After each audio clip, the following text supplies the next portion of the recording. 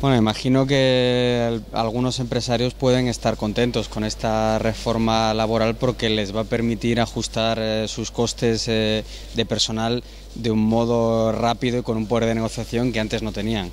Se elimina la desintermediación judicial.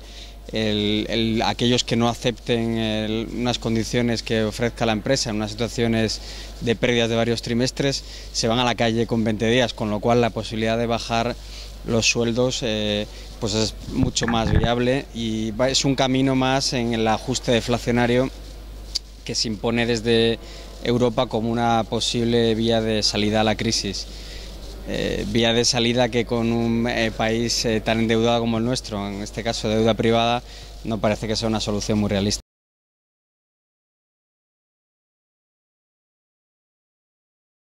El objeto de esta reforma laboral no es crear empleo. La creación de empleo es algo que puede ocurrir más adelante, cuando haya beneficios empresariales y las empresas se animen a contratar porque los costes de salida sean menores, pero no es una reforma que permita contratar trabajadores de una manera estable, que los fidelice a la empresa, como podría ser con el contrato único de indemnización creciente. En este sentido, esta es una oportunidad perdida.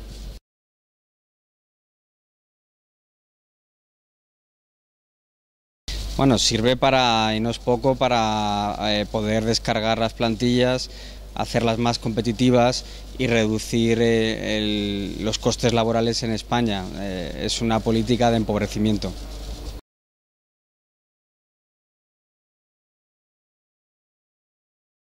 Pues en un primer momento lo normal es que origine más paro, es lo previsible.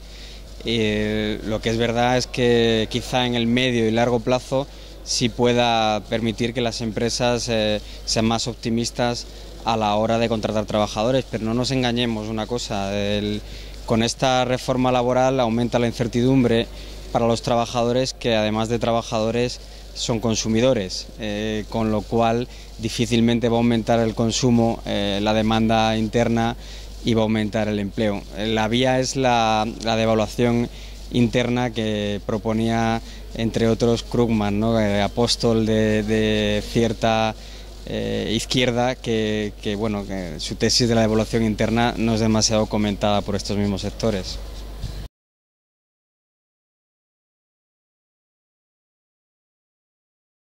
Bueno, el camino es largo. Si lo dicen quienes promueven esta reforma, podemos imaginar que efectivamente una recuperación se ve en el muy largo plazo y ni siquiera con estas medidas que se están tomando. Estas medidas son simplemente para garantizar nuestro encaje dentro de la Unión Monetaria y permitir que nos sigan prestando desde el BCE. No se está, digamos, buscando una solución de conjunto, de salida. Se está, digamos, tratando de ajustar las piezas para que la situación no se vaya de las manos, pero es verdad que en el horizonte tenemos la situación griega, que crea inestabilidad, y noticias como la que ha aparecido hoy, en el que Irán primero bloquea y luego no bloquea el suministro de petróleo a ciertos países de Europa.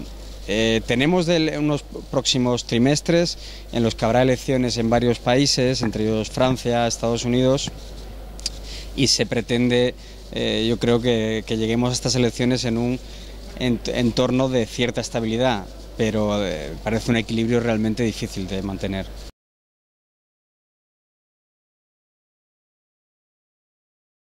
Una buena pregunta. No, los hombres de Estado hasta ahora, aquellos que toman decisiones pensando en el largo plazo y no en la solución cortoplacista que permita mantener las cosas en el estado actual, aunque no sean sostenibles a largo plazo, no han aparecido. Ojalá aparezcan.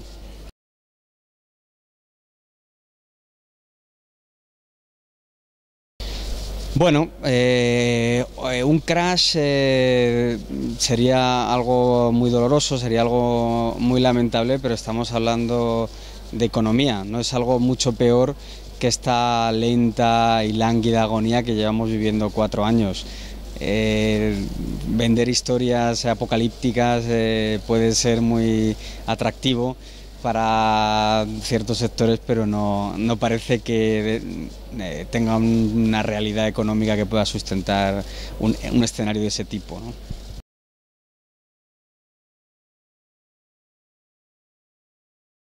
Bueno, yo niego la mayor, no creo que seamos muy liberales, somos muy conservadores y hemos tomado una solución en esta situación en la que las entidades financieras habían asumido unos riesgos disparatados, que es parecida a la que se tomó en Japón, sociedad que es, como todos sabemos, muy conservadora. Una solución a la sueca en la que se hubiera echado a los gestores, se hubiera dejado a las sociedades que estaban descapitalizadas en manos del Estado o de los acreedores y se hubiera puesto rápidamente en el mercado, hubiera sido mucho más eficiente. El caso es que hemos avanzado por la otra vía y no tiene una fácil vuelta atrás. Ojalá no lleguemos al escenario extremo de socialización de pérdidas, y además una socialización de pérdidas en clave nacional que iría contra una generación.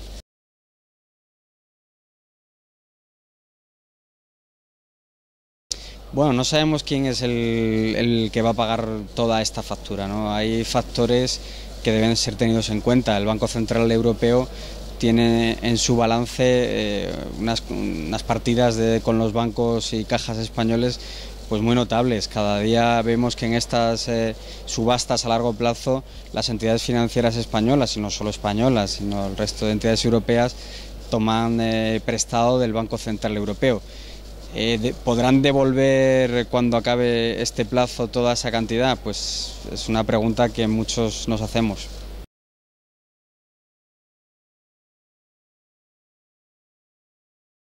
Bueno, en Japón llevan 2 o 3 décadas, ojalá aquí sea más corto. Es un paso en la buena dirección en cuanto a reconocimiento de pérdidas y en cuanto a adecuación de los activos inmobiliarios a mercado, pero tenemos que tener en cuenta que se ha fijado una cantidad, 50.000 millones, para que doten como pérdidas, que está tomada básicamente para que el Estado no tenga que incurrir en déficit.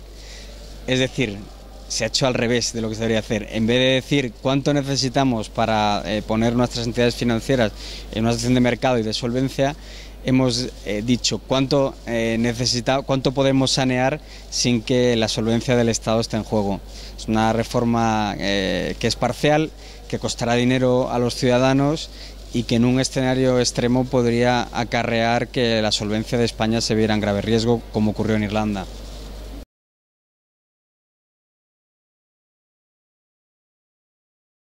No, ya decimos que el escenario de apocalipsis no se da generalmente en economía. ¿La situación de Irlanda es de apocalipsis? Pues no, hombre, seguramente la de Grecia sí es una situación de grave confrontación social que sí nos da miedo y que debemos evitar, sobre todo porque es un caldo de cultivo para el populismo, el fascismo, antisistema, que muchas veces van de la mano de la violencia.